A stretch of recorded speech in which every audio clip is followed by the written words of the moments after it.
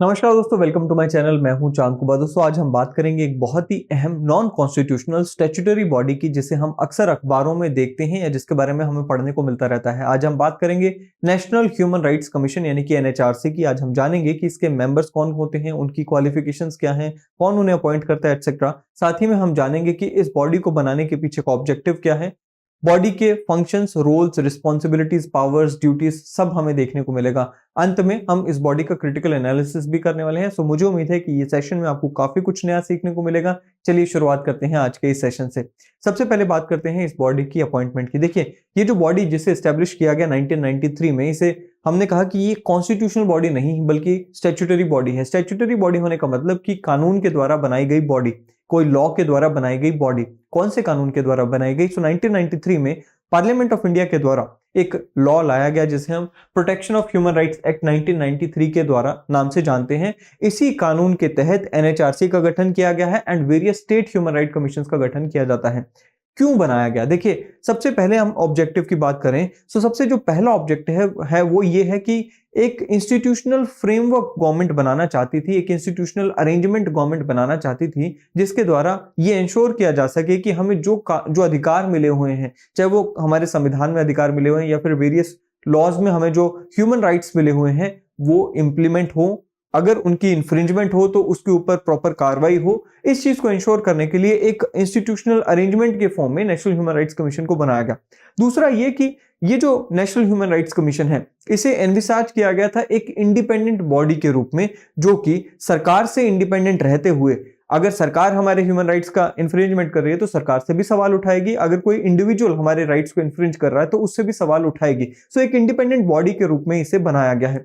सो ये दो मुख्य ऑब्जेक्टिव हैं जिसके लिए इस बॉडी को बनाया गया। अब बात करते हैं कॉम्पोजिशन की। देखिए, अगर हम नेशनल ह्यूमन राइट्स कमीशन की बात करें, मल्टी मेंबर बॉडी है जिसमें एक चेयरमैन एंड 5 मेंबर्स हमें देखने को मिलते हैं। चेयरमैन कौन होते हैं? कोई ऐसे व्यक्ति जो कि retired chief justice of India हो, उन्हें नेशनल ह्यूमन राइट्स कमीशन के चेयरमैन के रूप में अपॉइंट किया जाता है। मेंबर्स की अगर मैं बात करूं, जैसे मैंने आपको कहा 5 मेंबर्स हमें देखने को मिलते हैं, जिसमें से एक मेंबर ऐसे होंगे जो कि या तो सर्विंग या फिर रिटायर्ड जज of supreme court of India होंगे। एक ऐसे मेंबर होंगे जो कि या सर्विंग या फिर retired chief justice of high court in India होंगे। एंड 3 ऐसे मेंबर होंगे जो कि ह्यूमन राइट्स के केस में या तो नॉलेज रखते हैं या फिर प्रैक्टिकल एक्सपीरियंस है उनका। वो 3 मेंबर हमें यहाँ पे देखने को मिलते हैं। इन 3 मेंबर्स में से at least 1 member should be a woman member. तो ये 5 मेंबर्स के अलावा भी हमें 7 एक्स ऑफिशियो मेंबर्स देखने को मिलते हैं। एक्स ऑफिशियो मेंबर मतलब वो जिन्हें अलग से अपॉइंट करने की जरूरत नहीं है, वो किसी और ऑफिस को ग्रहण करते हैं और उस ऑफिस को ग्रहण करने के साथ साथ उन्हें इस कमीशन का मेंबर बना दिया जाता है। वो बन जाते हैं, ऑटोमेटिकली बन जाते हैं। तो बेसिकली कौन से वो 7 एक्स ऑफिशियो मेंबर्स हैं जो कि एनएचआरसी के मेंबर्स हैं? तो हमें यहां पर हमने देखा, हमने अपनी पुरानी वीडियोस में डिस्कस भी किया कि there are various bodies in India जो कि कॉन्स्टिट्यूशनल बॉडीज भी हैं, कुछ नॉन कॉन्स्टिट्यूशनल बॉडीज भी हैं जो कि अलग अलग ग्रुप्स की यहाँ पे उनकी हेल्प करते हैं, उनके इंटरेस्ट को यहाँ पे सिक्योर करते हैं। उनमें कौन से अलग अलग ग्रुप्स हमें देखने को मिलते हैं? नेशनल कमीशन फॉर माइनॉरिटीज हो गया, national commission for scheduled caste, national commission for scheduled tribes, women, BCs, national commission for protection of child rights, chief commissioner for persons with disabilities. तो ये जो 7 यहाँ पर हमें इंस्टीट्यूशंस देखने को मिल रहे हैं, इनके चेयरपर्सन्स को भी एक्स ऑफिशियो मेंबर के रूप में यहाँ पे जगह दी जाती है। बात करते हैं कि इन सभी मेंबर्स को अपॉइंट कौन करता है। देखिए, इन सभी मेंबर्स को अपॉइंट किया जाता है प्रेसिडेंट ऑफ इंडिया के द्वारा। प्रेसिडेंट ऑफ इंडिया अपनी मर्जी से इन्हें अपॉइंट नहीं करते हैं। प्रेसिडेंट ऑफ इंडिया को एक कमिटी इनके नाम रिकमेंड करती है और उन रिकमेंडेड नेम्स को प्रेसिडेंट अपॉइंट करते हैं। कौन सी कमिटी 5 मेंबर्स एंड चेयरमैन का नाम रिकमेंड करती है? सो एक कमिटी बनाई जाती है which is headed by the prime minister of the country, जिसमें speaker of Lok Sabha, deputy chairman of Rajya Sabha, leader of opposition in Rajya Sabha and Lok Sabha and union home minister होते हैं। तो ये सभी मेंबर्स की एक कमिटी बनती है। वो कमिटी 5 मेंबर्स का नाम एंड चेयरमैन का नाम यहां पे सजेस्ट करती है, रिकमेंड करती है प्रेसिडेंट ऑफ इंडिया को। प्रेसिडेंट ऑफ इंडिया उन्हें अपॉइंट कर देते हैं। अब जैसे मैंने आपको बताया कि sitting chief justice of high court and sitting supreme court जज को भी यहां पे एनएचआरसी का मेंबर बनाया जा सकता है, लेकिन ऐसा करने के लिए सुप्रीम कोर्ट के जो चीफ जस्टिस हैं उनकी कंसल्टेशन लेना जरूरी है, तभी इन मेंबर्स को एनएचआरसी में लाया जा सकता है। अब बात करते हैं टर्म की। देखिए, चेयरमैन एंड मेंबर्स जो हैं इनकी टर्म रहती है 3 वर्षों की, यानी कि आज अगर आपको अपॉइंट किया जाता है तो 3 वर्षों तक आप अपनी पोजीशन में रहेंगे, या फिर 70 ईयर्स की एज आप जब तक अचीव नहीं कर लेते, इन दोनों में से जो भी पहले आ जाएगा उस तक आप यहाँ पे बनने वाले हैं। सो बेसिकली लेट्स से किसी व्यक्ति को 68 ईयर्स की एज में मेंबर बनाया जाता है, सो 68 70 की एज में वो यहाँ पर अब ऑटोमेटिकली उनकी टर्म ओवर हो जाएगी। अब बात करते हैं एलिजिबिलिटी फॉर रीअपॉइंटमेंट। देखिए जैसे मैंने आपको बताया कि इस मेंबर बनने के लिए आप एलिजिबल हैं रीअपॉइंटमेंट के लिए, एनएचआरसी में आप रीअपॉइंट किए जा सकते हैं।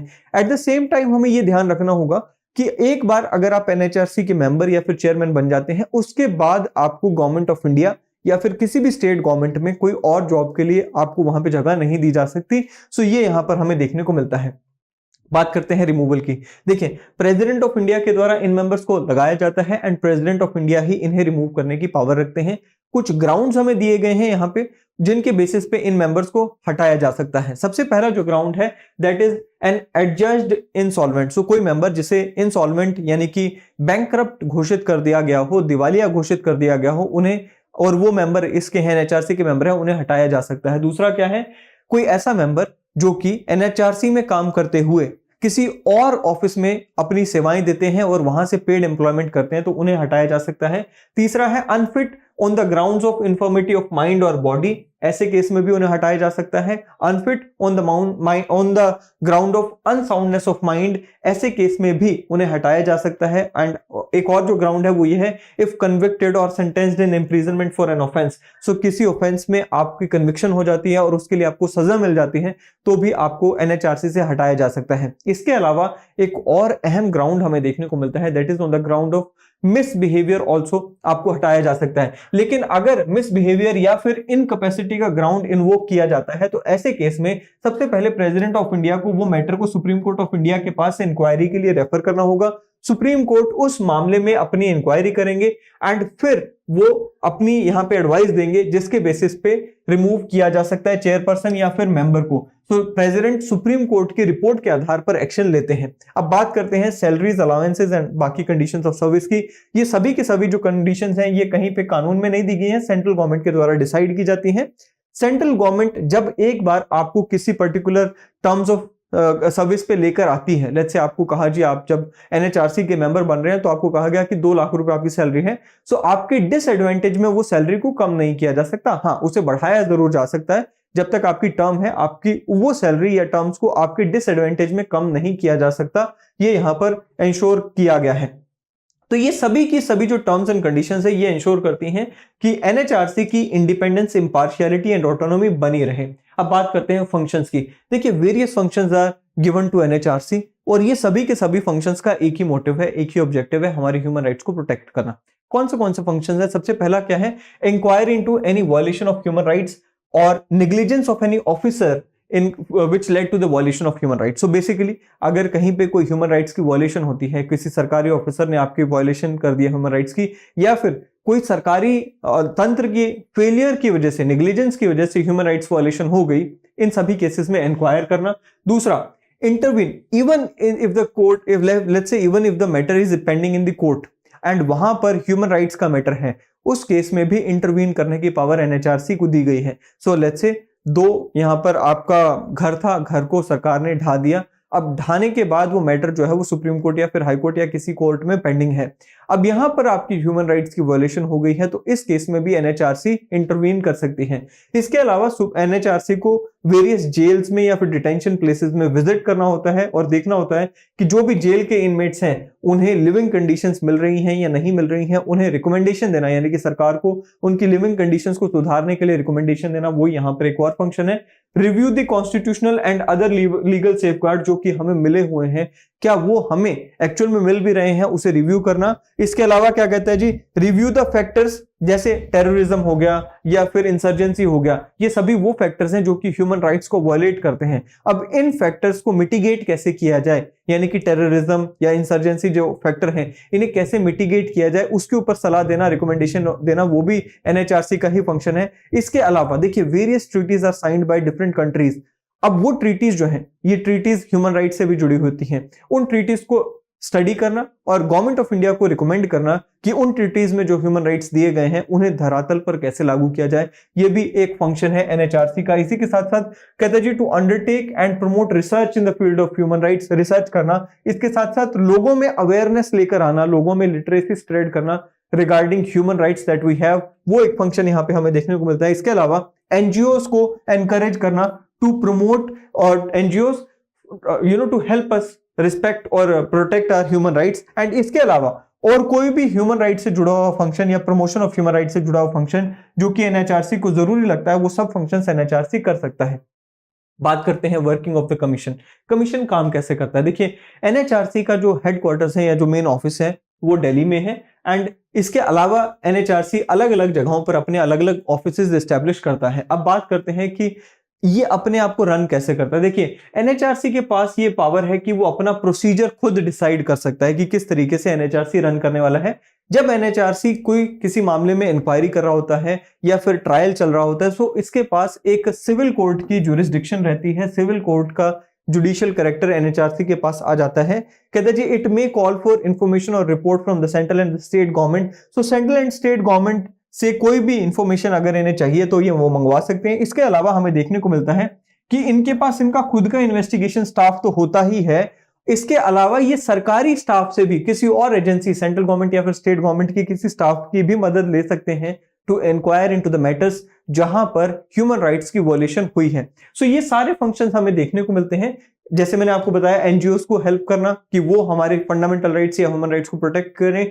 इसी के साथ साथ कहते हैं the commission is not empowered to inquire into any matter after the expiry of 1 year. So ये एक लिमिटेशन हमें एनएचआरसी पे देखने को मिलती है कि एनएचआरसी घटना होने के 1 वर्ष के अंदर अंदर किसी मैटर को इंक्वायर कर सकता है, उसके बाद नहीं। So there is this time limitation on the working of NHRC या on the inquiry of NHRC. अब बात करते हैं कमीशन के कुछ और यहाँ पर स्टेप्स के ऊपर जो कि इंक्वायरी के लिए लिए जा सकते हैं। सो कहते हैं जी commission may take any of the following steps during और upon completion of an inquiry.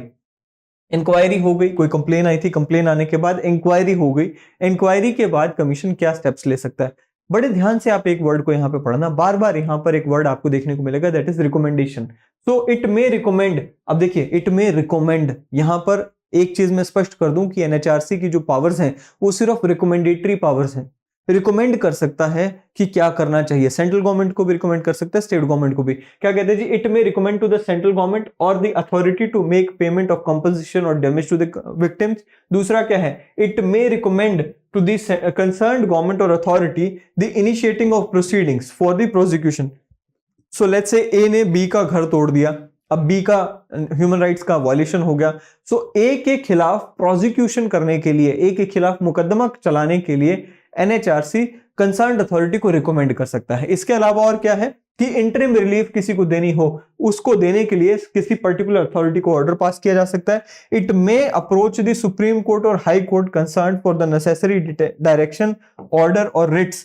So let's say इनकी रिकमेंडेशन भी काम नहीं करती है, सो सुप्रीम कोर्ट और हाई कोर्ट तक जा सकते हैं और सुप्रीम कोर्ट और हाई कोर्ट के सामने गुहार लगा सकता है एनएचआरसी की इस केस में पर्टिकुलर रिट या फिर ऑर्डर जारी किया जाए। अब रोल ऑफ द कमीशन देखिए, जैसे मैंने आपको बताया कि मोस्टली इस कमीशन का जो रोल है वो रिकमेंडेटरी इन नेचर है। रिकमेंडेटरी इन नेचर का मतलब ये कि भाई ये कमीशन खुद से किसी को पनिश नहीं कर सकता for violation of human rights of others. ये सिर्फ सरकारी तंत्र को, सरकारी एजेंसीज को यहां पर जो है रिकमेंडेशन कर सकते हैं कि आप सामने वाली पार्टी के खिलाफ मुकदमा चलाएं। ना ही इस कमीशन के पास ये पावर है कि ये आपको मॉनेटरी रिलीफ दे सके। सो सिर्फ रिकमेंडेटरी इसकी ऑब्लिगेशंस है, बाइंडिंग नहीं है ना तो सेंट्रल गवर्नमेंट पे, ना ही स्टेट गवर्नमेंट पे, ना ही किसी अन्य अथॉरिटी पे। लेकिन यहाँ पे पूर्व मेंबर रहे हैं कमीशन के, उन्होंने खुद से ये कहा है कि बेशक कमीशन की जो रिकमेंडेशंस है ये बाइंडिंग नहीं है, लेकिन कोई भी ऐसा इंसिडेंस हमें, सिग्निफिकेंट इंसिडेंस हमें नहीं देखने को मिला जहां पर जो नेशनल ह्यूमन राइट्स कमीशन है उसकी रिकमेंडेशन को ठुकराया गया हो या साइड लाइन किया गया हो किसी भी सरकार के द्वारा, क्योंकि अगेन पब्लिक प्रेशर काफी ज्यादा रहता है सरकार के ऊपर with respect to NHRC. Now इसके अलावा और क्या है, कहता जी the commission has limited role, power, jurisdiction with respect to violation of human rights by the member of armed forces. Now armed forces के जो हमारे मेंबर हैं, फौज के जो मेंबर्स हैं, अगर वो ह्यूमन राइट्स के वायलेशन के लिए उनको एक्यूज किया जाता है तो ऐसे केस में पावर्स ऑफ एनएचआरसी और भी कम हो जाती हैं और हर केस में सिर्फ रिकमेंडेशंस होंगे। अब सेंट्रल गवर्नमेंट को ये इन्फॉर्म करना होता है एनएचआरसी को with in the 3 months of the recommendations कि उन रिकमेंडेशंस पे क्या कदम सेंट्रल गवर्नमेंट ने उठाया। इसी के साथ साथ हमें देखने को मिलता है कि एनएचआरसी एक एनुअल या फिर कुछ स्पेशल रिपोर्ट्स भी सेंट्रल गवर्नमेंट और स्टेट गवर्नमेंट्स के पास भेजते हैं, जिसके तहत वो बताते हैं कि उन्होंने क्या क्या रिकमेंडेशंस दी, क्या क्या कदम उठाने के लिए कहा, उस पर क्या एक्शन लिया गया। और ये जितनी भी रिकमेंडेशंस या जितनी भी रिपोर्ट्स भेजी जाती हैं सेंट्रल या स्टेट गवर्नमेंट्स के पास, ये रिपोर्ट्स को प्रेसिडेंट या फिर गवर्नर का ये रिस्पॉन्सिबिलिटी रहती है कि उन रिपोर्ट्स को फर्दर लेजिस्लेचर के सामने पेश किया जाए with a memorandum attached to it on action taken on the recommendations given by NHRC. So ये यहां पर इनकी रिपोर्ट का फंक्शन हो गया।